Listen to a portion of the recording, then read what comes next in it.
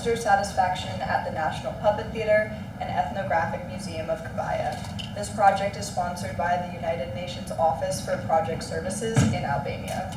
Before we go into an explanation of our project, first we'd like to introduce ourselves. My name is Kaylee Brown. I am studying mechanical engineering here with a concentration in environmental and sustainability studies. My name is Nicholas Cornella. I'm studying electrical and computer engineering. I'm Andrew Haley, and I'm also studying mechanical engineering. I'm Nick Mazzarella, and I'm studying physics here. So the goal of our project is to provide UNOPS with a measure of impact after their EU for Culture program, which is a program that spent 40 million euros to revitalize some historic sites in Albania. The goal of this project is to measure visitor satisfaction and accessibility at these sites, as well as get a sense of how widely known these sites are in public. Ultimately, we'll provide UNOPS with helpful statistics and details about their sites after their renovations and revitalizations, and we hope to provide the caretakers of the sites with some future improvements. All right, so going off that, our project motivation. So the initial issue is a lot of the heritage sites in Albania were starting to fall into disrepair, just not enough money to keep them up to date.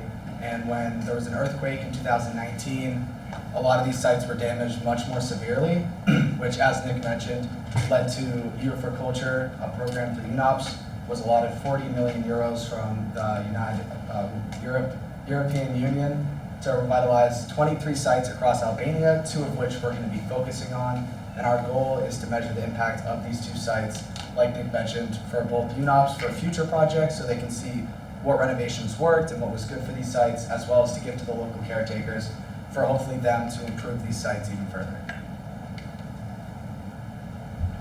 As Nick was talking about, the sponsor for our project is going to be the United Nations Office for Project Services, or as we refer to them as UNOPS. UNOPS' mission is to help people build better lives and for countries to achieve peace and sustainable development. So through EU for Culture, they are displaying this commitment through 2 of the sustainability goals, those being 11.4, protect the world's cultural and natural heritage, and also target 8.9, promote beneficial sustainable tourism. So by improving the cultural experience that people can have in Albania, they helping create a sustainable future for these sites and also creating opportunities for business. And so the sites that we're going to be focusing on of the 23 sites are specifically the National Puppet Theater of Albania and the Ethnographic Museum of Kavaja. So the National Puppet Theater is located just outside of Belgrade Square. Built in 1924 to originally house the first National Parliament House. Eventually, due to the Italian occupation, it lost its purpose, and then eventually in the 1950s it became a puppet theater, which it now serves as to this day, serving as a place for entertainment for both children and parents. And then our other site that we're focusing on is the Ethnographic Museum of Kavaja, which is located in Kavaja. And so the Ethnographic Museum focuses more on a cultural ethnic group. So in particular, this is the traditional Albanian way of life. And so they display this way of life through different artifacts, which can be pottery, rugs, and they also have an assortment of different mannequins which display the traditional way of life in Albania in years past. So to achieve our goals, we have identified 2 key objectives. The first being to ascertain levels of satisfaction and engagement among visitors, and the second to assess the accessibility of both of these sites. This has to do with physical disabilities, someone using a wheelchair, and also clear signage, language barriers, lighting, clear exit signs, anything that you can think of along those lines.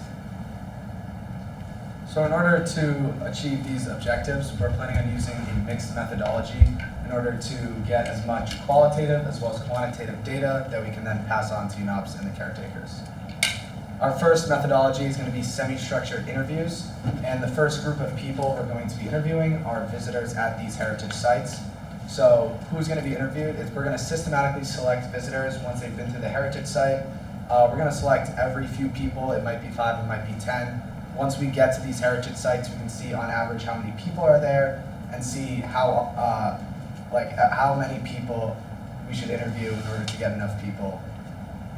Anyways, These interviews will last about 10 minutes depending on follow-up questions. Because they're semi-structured, this allows us to ask clarifying questions in order to get more information out of the visitors. And the interviews will be primarily conducted by Kaylee and myself with the help of the translator, but the other members will also help conduct these interviews depending on who's where when. And they're going to be asked various questions about both the accessibility as well as the satisfaction. Some example questions are how engaging did they find their visit and if the signage was clear throughout the site. We're looking to interview about 80 visitors total, but if there's not enough visitors at one of the sites or both of the sites, we plan on going around the local communities and asking the general public whether they've been to the sites, if they've heard of it, and if they have, what they thought about the sites, just so we have a large enough sample size. The next group of people we're going to be interviewing are the personnel. So this is the caretakers as well as any employees at these sites who are very familiar with the day-to-day operations as well as who comes through these sites. These interviews are going to be a little bit longer, around 45 minutes, and they're going to be conducted by 2 or 3 members of the team in order to make sure we get very strong follow-up questions. Because there's less personnel, we want to make sure these interviews are a little more in-depth to be able to get as much information possible. And a couple of example questions for the personnel are going to be their thoughts on the renovations and the new additions of technology, and if they think more people have heard about the site and are enjoying the site now that these new revitalizations have been made to the sites. In addition to interviews, we will also have exit surveys provided both in the digital QR code form and in a paper and pencil form near the exit of these heritage sites. On the left side of the screen, you can see examples of demographic and satisfaction questions that we're asking. The key being the 1 through 7 Likert scale that we are using to ask, please rank your satisfaction with your visit today. The reason why we decided to go with 1 through 7 instead of the classic 1 through 5 is we're hoping that people will take an extra second to really think about the number that they're circling, and it also allows for a little bit more extreme on the very unhappy side being 1 and 7 being the very happy side. Demographic questions that we're asking include like if the visitor lives in Albania, if they're from the local community, if they're a tourist from another country. We are curious at how large groups are that are coming together and what the relation of those groups are, whether they be family, friends, organized tour groups, or if someone is solo traveling and visiting the site alone. On the right side of the screen, you can see our accessibility questions. These include questions about if everyone in the group was able to physically navigate the site, if they were able to read all of the signs, both for exhibits and navigational signs that they were interested in, and if they felt safe. At the end of our survey, we have 2 open-ended questions, one specifically about accessibility. So if someone left a box unmarked, we ask them to explain why. And then we also have just a general question to allow for any feedback. The main purpose of these surveys is to collect data on visitors who either are not looking for or unwilling to provide interviews, or visitors that are at the sites when our team is not physically there to conduct interviews.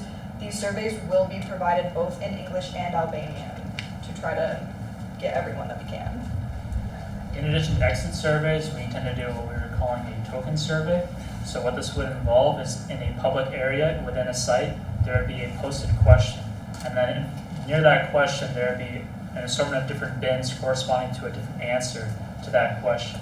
And so what someone can do is they can take one of the tokens and then answer accordingly into one of the bins. And so the benefits of this is it's very quick and convenient. So people can very easily just answer this question, and then we get quick quantitative data that then we can draw conclusions on. The downside with this is we are only capturing one data point. We intend to have a very diverse group of people and large participation in this survey, and so we are potentially missing out on other questions that they may have. In addition to this, a difficulty